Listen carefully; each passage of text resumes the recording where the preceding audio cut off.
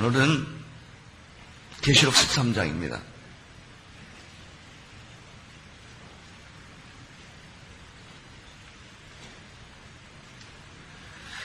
계시록 11장에서 일곱째 천사가 나팔을 준비합니다. 여섯째 나팔이 끝나고 일곱째 천사가 나팔을 준비하는 그 어간에 영적 전쟁이 얼마나 치열하게 일어날 수 있는가 하는 실상을 12장에서 보여줍니다. 두 가지 큰 싸움이었습니다. 임신한 한 여인이 태양의 옷을 입고 발을 밟고 면류관을 가진 그 하나님의 영광을 가진 한 여자가 해산을 합니다. 철장 권세를 가진 남자아이를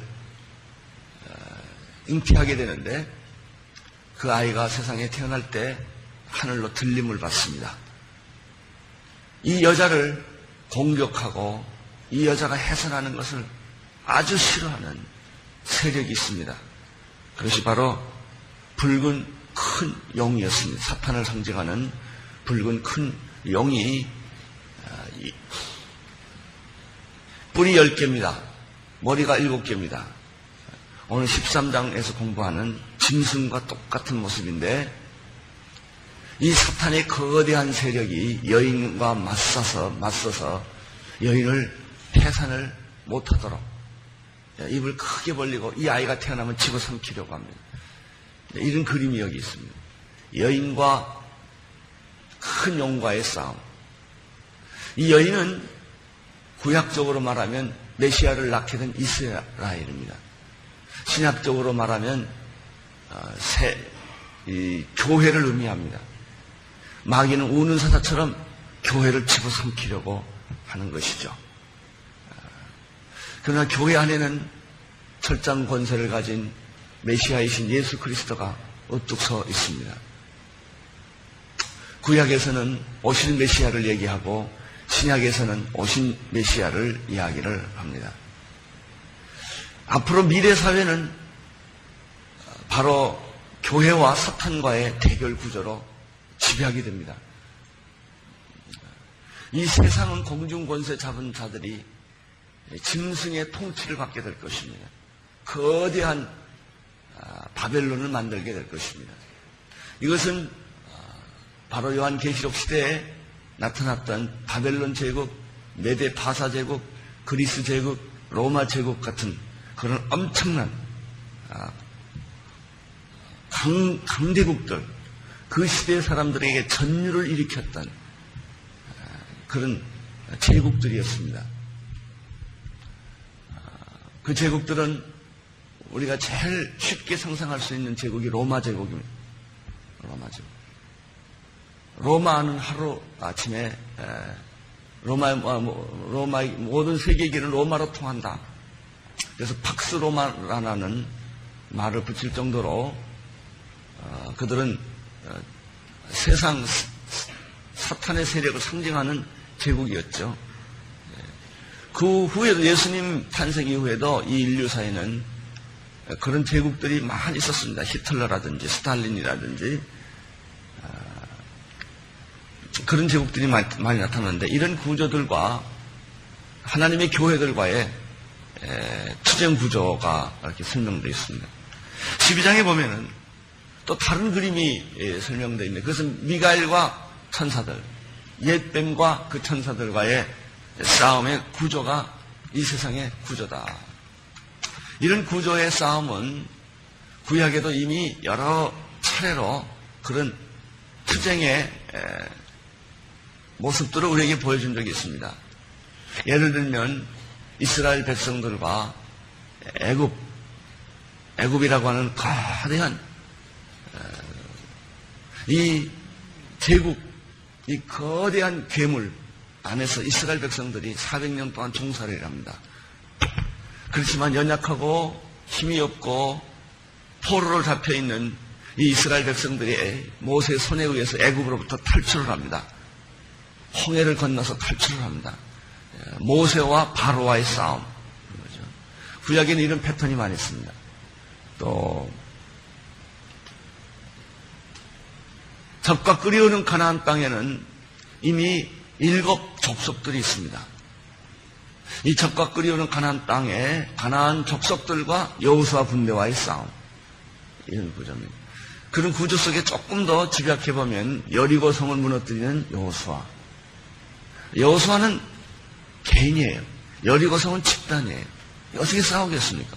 모세가 어떻게 바로와 싸우겠습니까?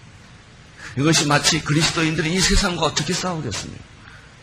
엄청난 세상 권력, 조직적인 권력, 국가적인 권력과 연약한 한 성도, 100번 싸우면 100번 깨지는 것이죠. 이런 싸움의 그림이 구약에 또 있죠. 그것이 골리앗과 다윗이. 블레셋 군대를 상징하는 엄청난 이 블레셋 군대의 골리앗 장군을 상징하는 것인데, 어린 소녀 다윗이 돌팔매 하나를 들고 나가서 할례받지 않는, 하나님도 없는 블레셋 군대와 골리앗을 다윗은 전혀 두려워하지 않습니다. 그리고 하나님을 신뢰하고 의지하고 나가는 이 다윗, 돌팔매이 하나로 골리앗 이마 정수리에 쳐서 죽이고 블레셋 군대를 무너뜨리게 하는 것입니다.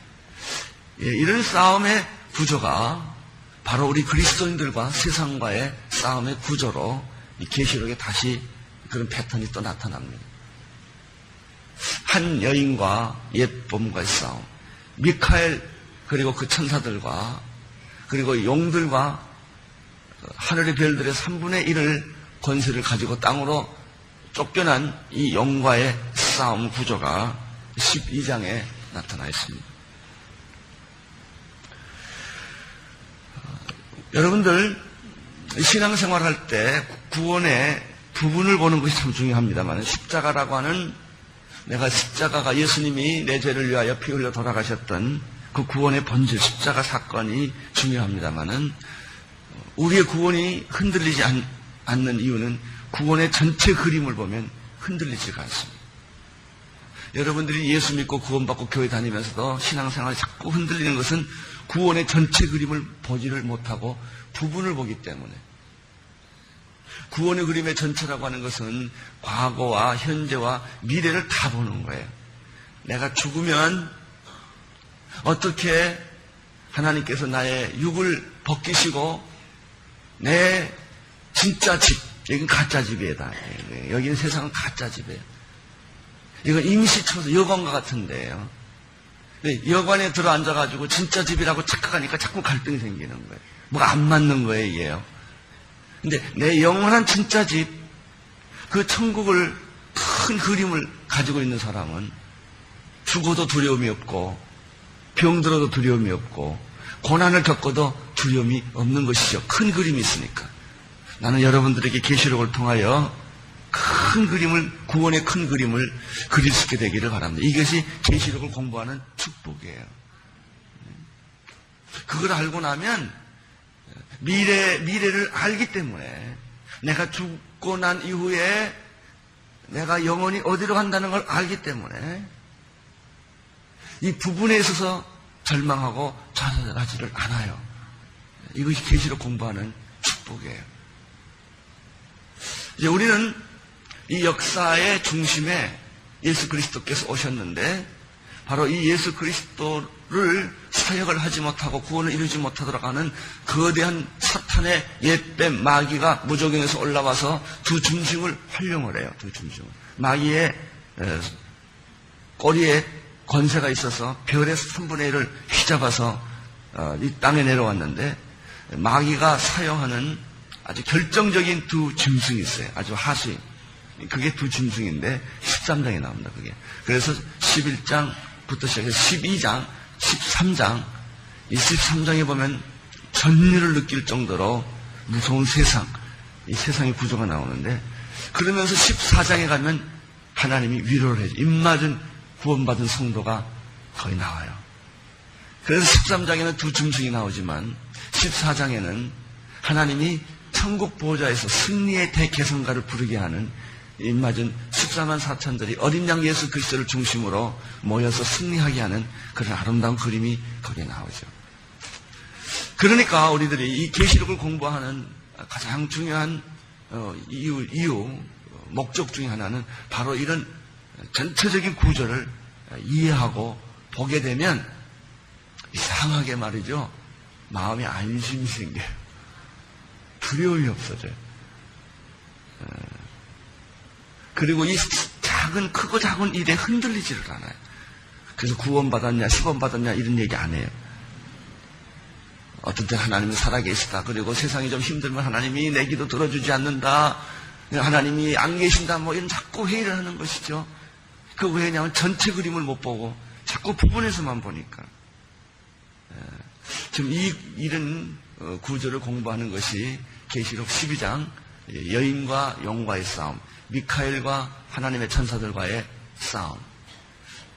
그리고 오늘 13장에 들어가면 옛뱀 큰 용, 붉은 용은 어떻게 이 세상을 지배하는가, 그런 얘기들을 13장에서 우리가 보게 됩니다. 자, 13장을 오늘 좀 보실 때 겁을 먹지 않게 되기를 축원합니다. 두려워하지 않게 되기를 바랍니다.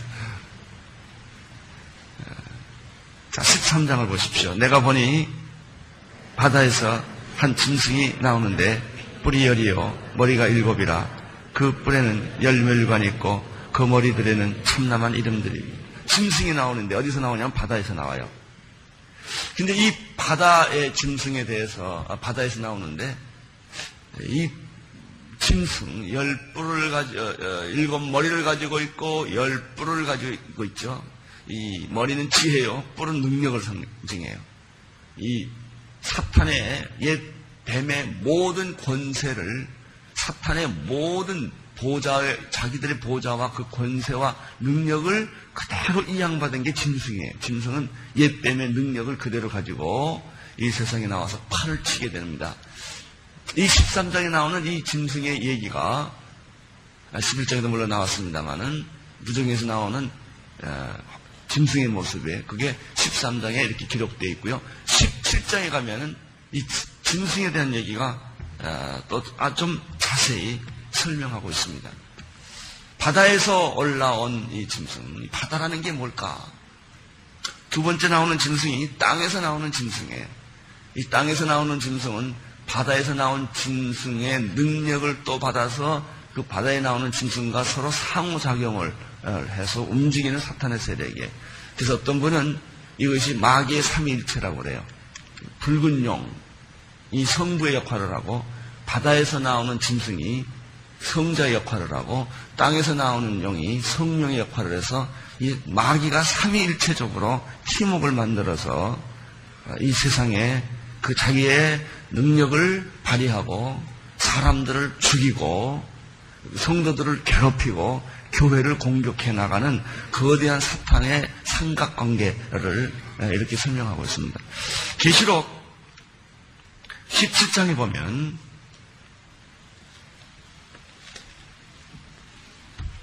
계시록 17장에 보면은 이 사탄의 구조에 대해서 조금 더 자세히 설명되어 있는 것을 볼 수가 있습니다. 자, 17장 보십시오. 또 7 대접을 가진 7 천사 중 하나가 와서 내게 말하여 가로되 이리 올라오라. 많은 물 위에 앉은 큰 음녀를 받을 심판을 내게 보여. 여기서 물 위에, 바다 위에요. 물 위에 큰 창녀가 앉아 있다는 거예요. 창녀가. 그러면 이 물이라고 하는 것은 무엇을 의미하는가? 거기 보면 17장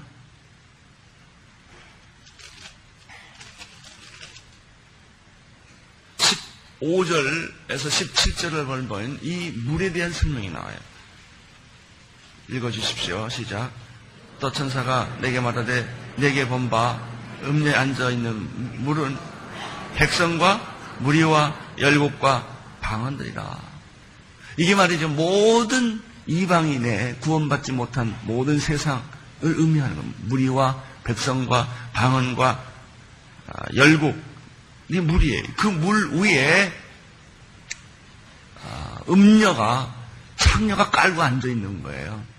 이 세상은요, 한마디로 창녀들이 부끄러운 모습으로 이 세상을 깔고 앉는 거예요. 그래서 오물을 계속 내쏟는 이 세상이에요. 이렇게 설명이 되어 있습니다. 그리고 17장에 보면 이 음료에 대한 얘기가 계속 나오는데 다시 17장 1절을 보겠어요. 또 7 대접을 가진 7 천사 중 하나가 와서 내게 말하러 가되 이리 올라와라. 많은 물 위에 앉은 큰 음료에 받을 심판을 내가 보이리라. 이제 음료는 심판을 받습니다. 창녀는 마지막에 뻔뻔한 오물을 내쏟는 이 더러운 창녀가 이 지구의 모든 나라를 깔고 앉는 거예요. 그래서 이 세상은 날이 갈수록 창녀적입니다. 자, 조금 더 보십시오. 2절, 땅의 임금들도 그녀와 더불어 간음을 합니다. 땅의 모든, 이 지상의 모든 나라의 왕들이 음료와 간음을 합니다. 그 다음에 읽어주십시오. 그 땅에 거하는 자들도 음행의 포도주를 먹습니다. 그러니까 이 지상에 존재하는 모든 권력, 강대국의 모든 나라의 왕들 음료에 다시 말하면 하수인이에요. 이 여자가 부리는 남자들이에요. 그리고 이 지상에 사는 모든 백성들도 이 음료와 간음을 하게 됩니다. 3절을 보십시오. 곧 성령으로 나를 데리고 광야로 가니라. 내가 보니 여자가 붉은 빛 짐승을 타요. 그러니까 이 두 짐승이 나오는데 이 짐승을 타고 있는 존재가 바로 이 창녀들이에요. 그러니까 이 붉은 용과 짐승과 이 음료와 그 다음에 세상에 있는 모든 강대국들과 이 전부 연계 조직이에요. 그림자 정부처럼 누군가 뒤에서 조종하고 있는 거예요. 여자가 붉은빛 짐승을 탔는데 그 짐승의 몸에 뭐라고 그랬죠? 아주 참남된 이름들이 가득하고 7 머리와 10 뿔이 있으며 그 여자는 자줏빛과 붉은빛 옷을 입고 금과 보석과 진주로 꾸미고 손에 금잔을 가졌는데 가증한 물건과 그의 음행에 더러운 것들이 가득합니다. 이 여자는 말할 수 없이 더럽고 추악해요. 그 이마에 이름을 기록되었을 때 비밀이다. 그게 무슨 비밀이냐면 바벨론이라는 비밀이 여기서 나와요.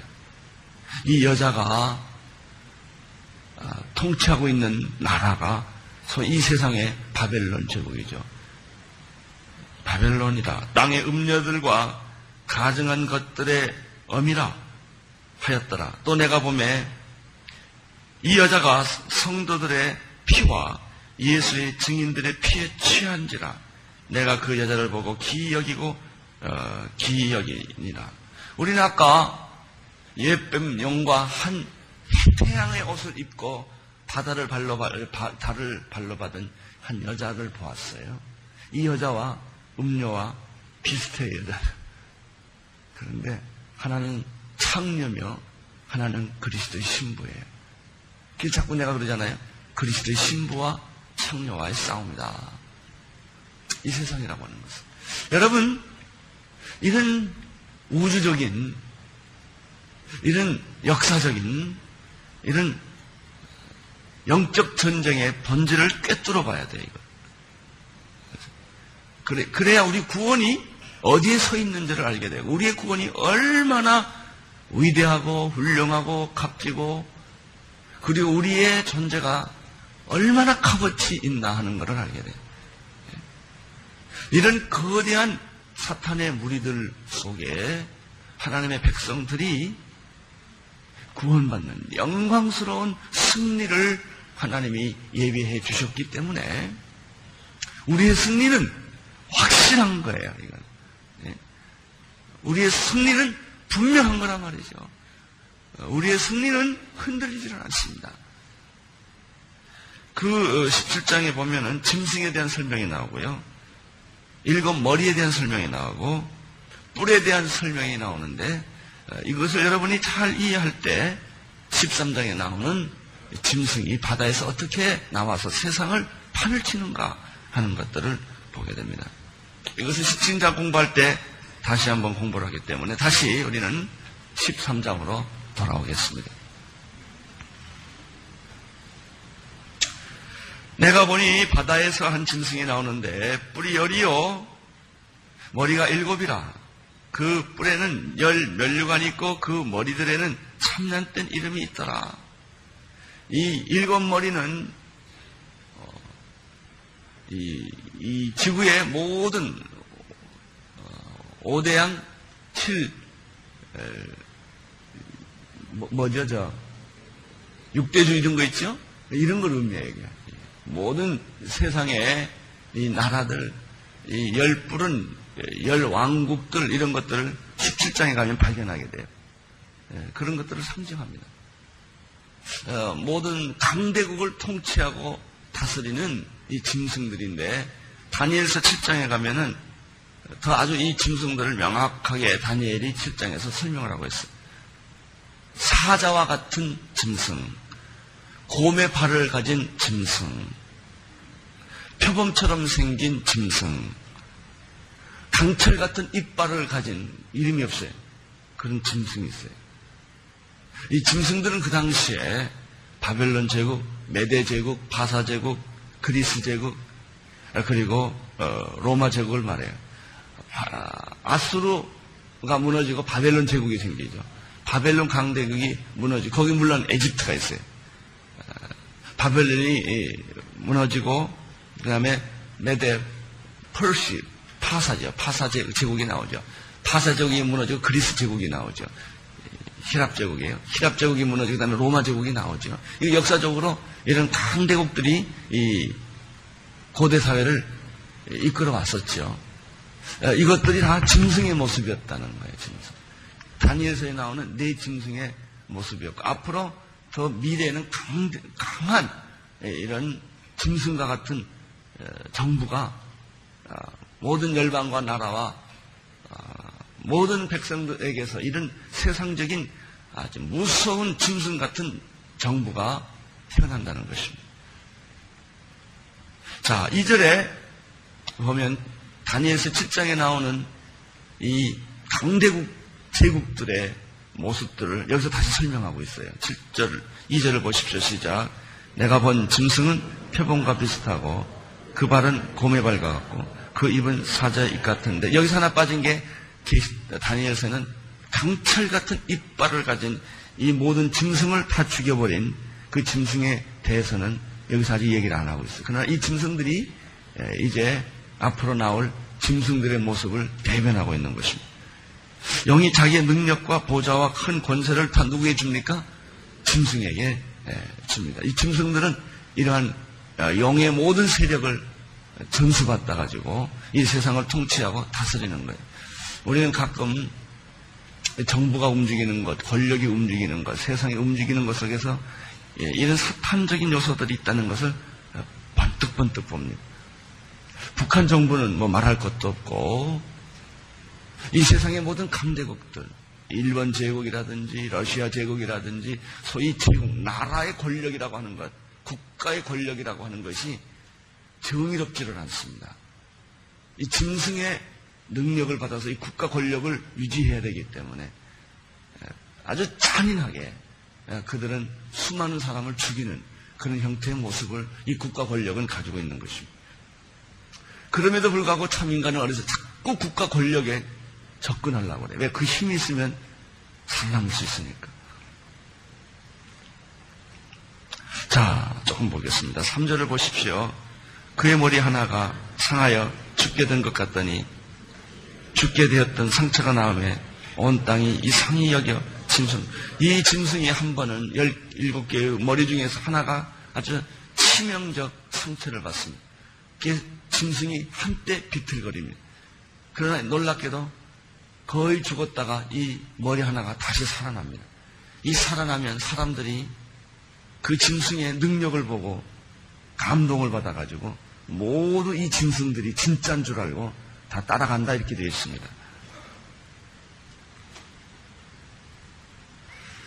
4절을 보십시오. 시작. 영이 짐승에게 권세를 주므로 영이 영에게 경배하며 짐승에게 경배하며 가로되 누가 이 짐승과 같으뇨 누가 능히 이러더불어 싸우리여 하더라.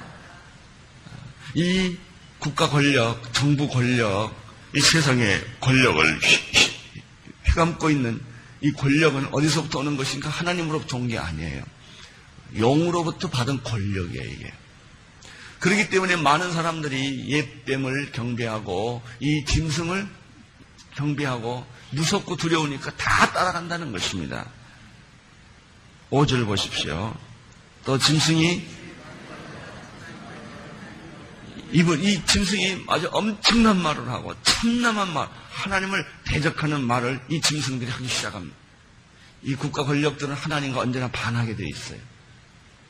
이 정부 권력이랑 언제 하나님하고 반하게 돼 있어요. 왜냐하면 그들은 짐승의 권력을 받았기 때문에. 이것이 앞으로 미래 사회에 나타날 엄청난 큰 제국이라고 하는 것이죠. 자, 5절을 보십시오. 시작. 또 짐승이 큰 말과 참난 때 말하는 말을 받고 42달 동안, 이것은 환란의 기간을 의미합니다. 주님의 초림에서부터 환란의 끝은 재림 때까지예요. 주님이 다시 오실 때까지. 이걸 42달로 표현합니다. 42달 동안 마귀는 이런 권세를 가지고 있습니다만은 동시에 교회도 권세가 있습니다. 하나님의 능력을 또 받습니다.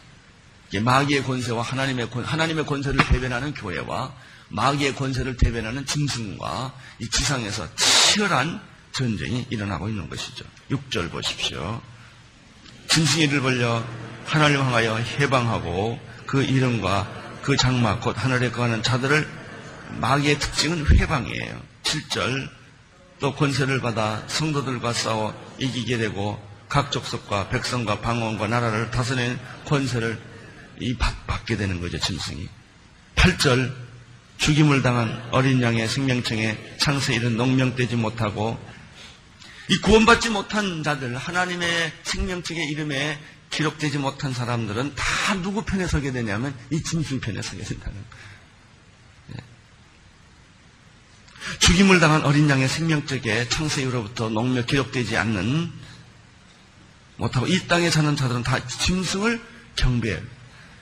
그러니까 지금 이 짐승을 경배하는 무리들이 얼마나 많은지 몰라요. 이것을 단적으로 여러 가지 측면에서 많이 보여주는데요. 요즘에 락이나 음악 같은 걸 보면 말이죠. 사탄 음악들을 하고 있어요.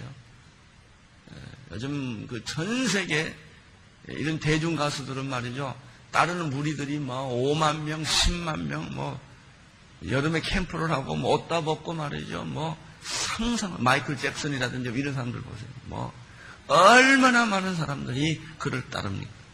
그런데 그들이 부르는 음악의 가사들을 보면 전부 사탄이에요.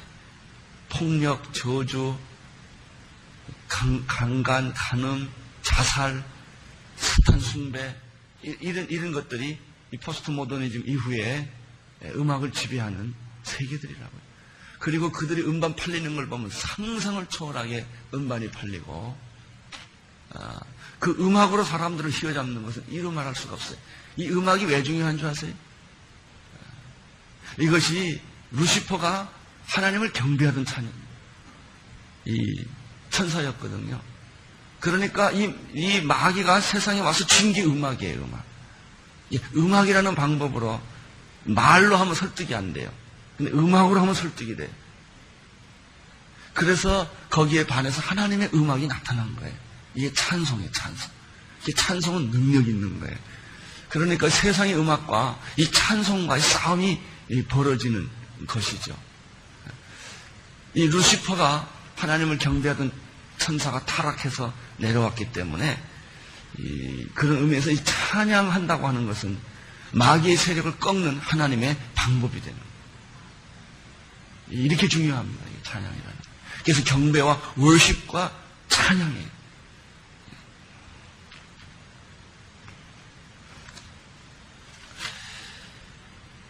그래서 찬송을 부르면 귀신 떠나잖아요.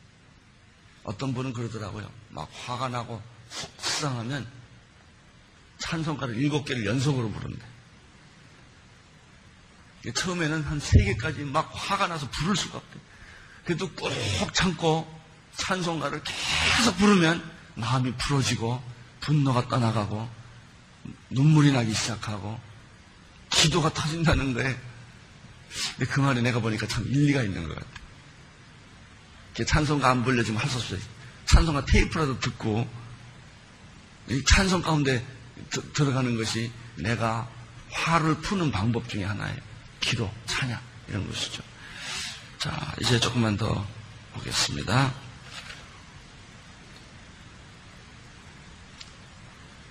구절에 뭐라고 그랬죠? 누구든지 이 말이 무슨 말이에요? 이 말을 잘 못 알아듣는 사람이 많다 이런 뜻이에요. 이거 아무리 말해도 못 알아듣는 사람이 많아요. 이게 무슨 소리인지. 그래서 귀 있는 자는 알아서 들어라 이래서 계시록의 말씀이에요. 그 다음에 10절 읽어주십시오. 칼에 죽는 자는 자기도 마땅히 칼에 죽이려니 성도들의 인내와 믿음이 여기 있느니라. 이제 11절에는 또 다른 짐승이 나오는 얘기가 나옵니다. 지금까지 한 짐승이 나왔고요. 11절에 또 다른 짐승이 나오는데 이 짐승은 바다에 나오는 짐승과 짝을 이루는 땅에서 나오는 짐승. 이 바다에서 나오는 짐승이 이 땅에서 나오는 짐승은 또 하나의 자기의 동역자, 마귀의 동역자, 마귀들도 동역자가 있어.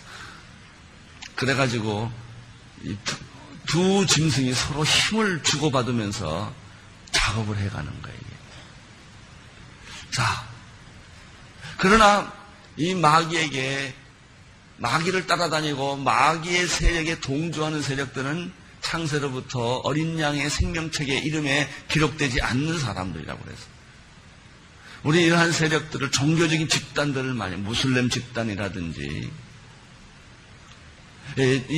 여러분들이 우리가 안 가봐도 말이에요. 인도라고 하는 종교, 이건 종교 박람회 하는 나라 아닙니까? 인도 같은 데 보세요. 잘못된 종교로 말미암아 얼마나 많은 사람들이 비참하게 사는 거야. 모슬렘, 힌두이즘, 불교 거기에 노예가 되어서 그 말이 무슨 얘기냐면 그들이 그리스도를 들을 수 있는 귀가 없는 거예요.